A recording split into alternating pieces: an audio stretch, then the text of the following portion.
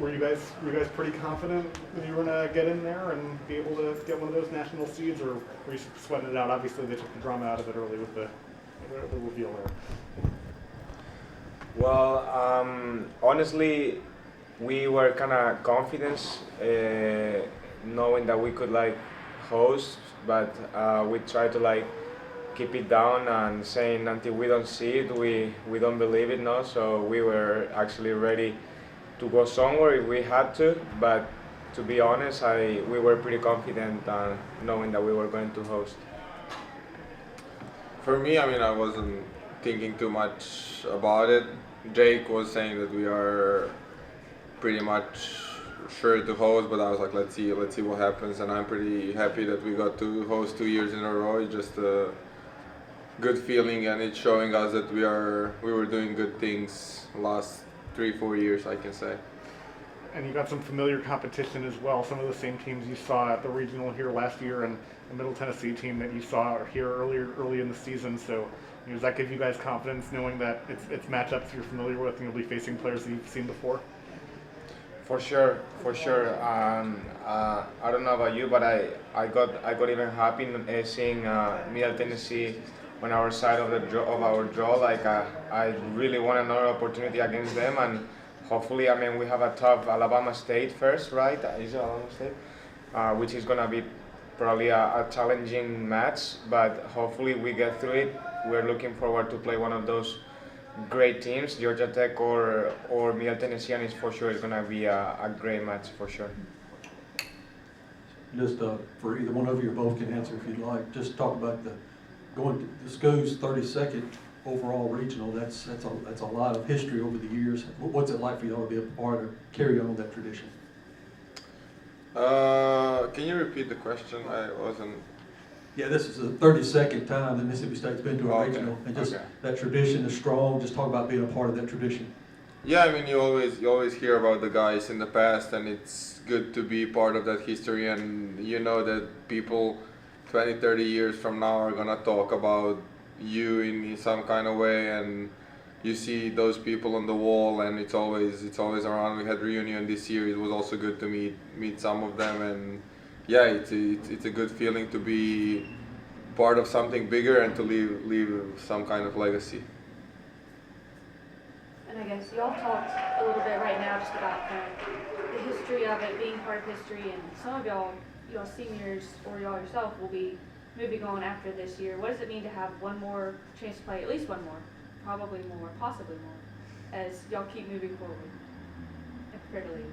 I mean, yeah, we had our senior day, and my family was in town. Now his parents are coming, so I'm pretty sure he's more excited that we are hosting than me, because my parents are not gonna be here. But it's always good to play in the home crowd, and we don't have to move. It's gonna be a good crowd. I remember from last year, it was one of the best crowds we had in my 4 years. So I'm looking forward for the big crowd, and I would invite everyone in Starkville to come on Friday and Saturday and support us. And I guess I will also say add to that. No, don't worry. It's just like being able to host is at least is like the fruit of the cake, kind of like we move towards that, and reaching that goal of getting to host the first 2 rounds of Ncaa is pretty nice. Like, of course, we are not satisfied, but it feels good to get the first 2 rounds here in Starkville. And I guess now that y'all are officially in it, what's this week kind of look like for y'all leading into Friday's first round? I feel it's gonna be easier for us because we don't have to travel, and it's easier on scheduling.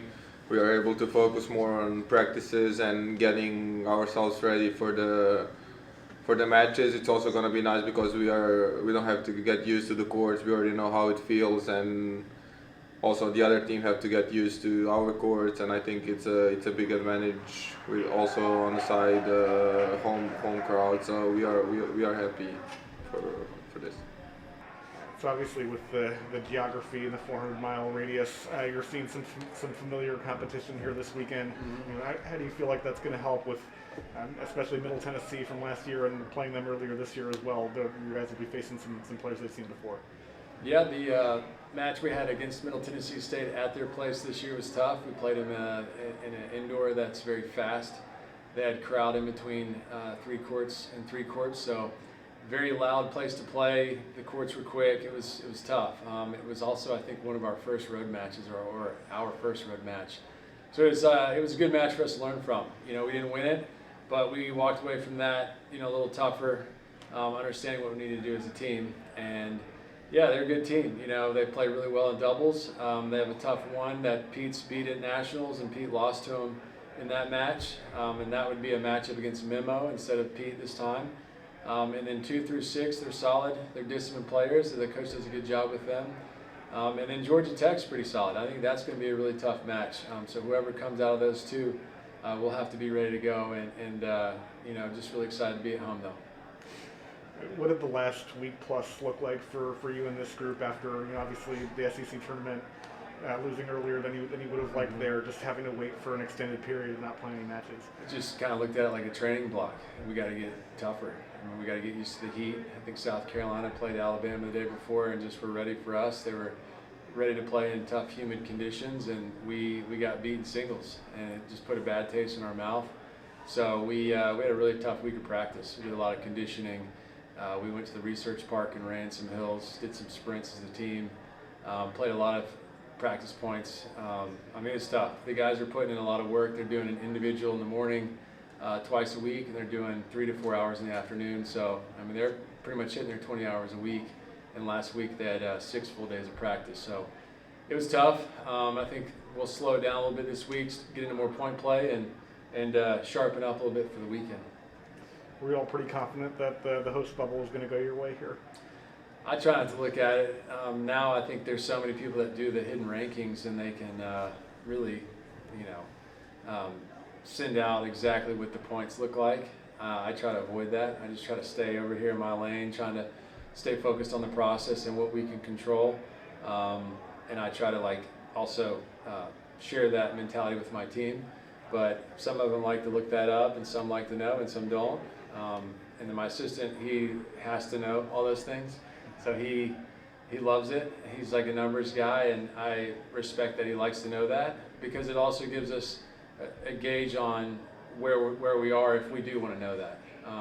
And he was chirping in my ear a little bit, like, you know, we're guaranteed number 16, because basically what happened was we beat Florida State early in the year, and Florida State went on to win the ACC tournament, and they had some really good wins there. So we piggyback off of Florida State's success, so they kind of pulled us up into that point system.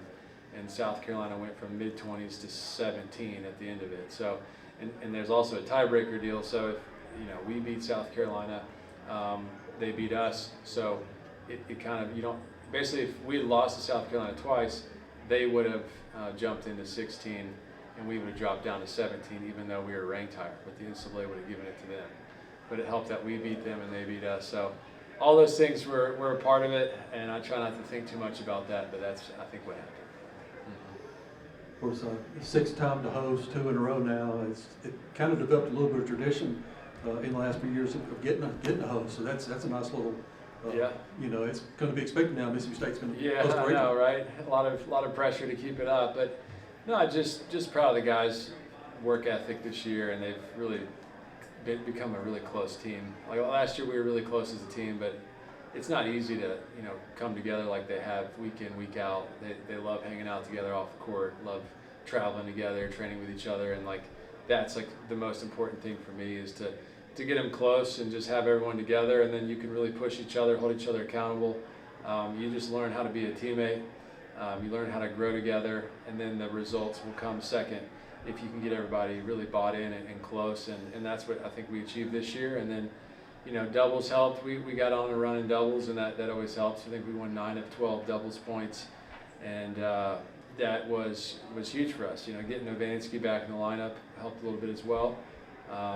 So doubles helped, and we went on a run, and here we are. You know, so we'll keep grinding. Was kind of like the suspense, most suspense, and that's the first bracket, and you were there. Yeah, for sure.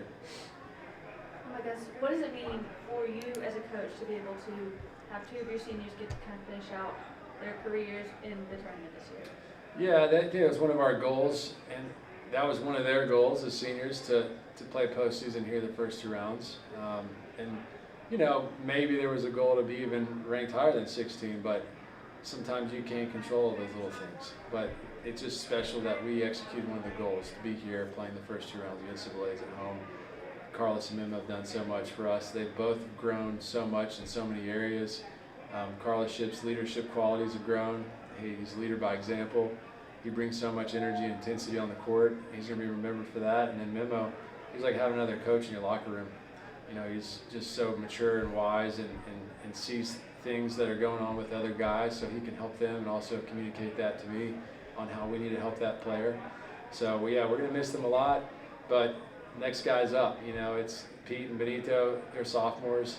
They're doing a great job as leaders for us. Dusana Jr. So I mean, we got a lot of guys, even though they're younger, are also very mature and can become our next leaders.